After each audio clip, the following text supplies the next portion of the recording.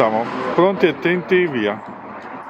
Parma Udinese 2-0 alla fine del primo tempo. L'Udinese non si è espressa con la solita grinta e creatività, con Gigi Nardini, il nostro Pavarotti, che sta diventando ormai un nostro interlocutore fisso, per fare il commento di questi primi 45 minuti.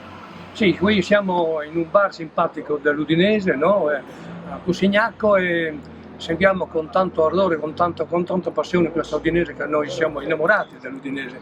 Ma il primo tempo è stato così, ma il calcio è fatto così: 2 gol sfortunati veramente, e poi tanti tiri tirati fuori, quindi tante occasioni sprecate. Ma adesso non ci facciamo altro che sperare nel secondo tempo, perché fino a quando non è terminata la partita si sa che nel calcio ci sono sempre sorprese. Speriamo che per noi siano sorprese a nostro favore e siamo fiduciosi fino sull'ultimo.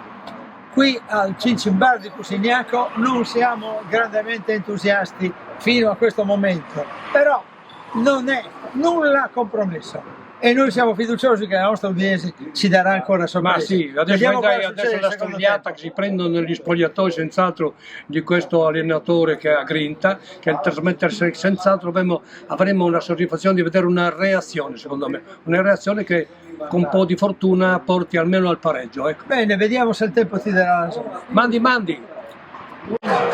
Vittoria! Ale Udi! Parma 2, Udinese 3, Ale, Gigi Nardini! Gigi Nardini!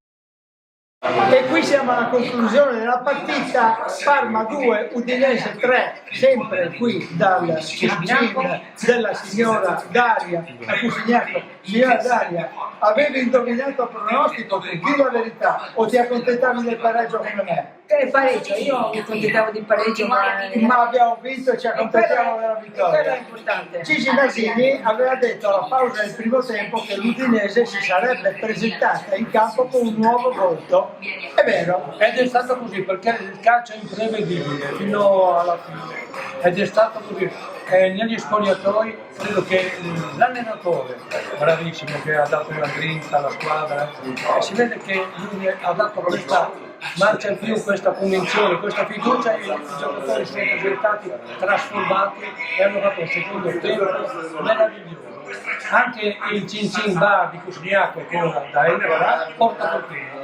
Sì, bisogna proprio dirlo questo, anche perché noi eravamo a vedere quella gara della quale noi non vogliamo nemmeno più parlare e della quale abbiamo tanta paura. Qui dentro, Daria, clientela assolutamente contenta, un piccolo luogo simpatico, sempre a disposizione di tutti i tifosi. Qua siamo come una piccola famiglia. Da 30 anni fa. 32 anni sono qua nel bar Cincin che gestisco. Cusignacco. Lavoro con amore e con passione, e lì sono i risultati. Sì, Cancello via Vittorio Veneto, via Veneto. Via Veneto. Cusignacco. A Cusignacco, sì, è vero. Mandi! Mandi. Ciao, ciao. Bravo.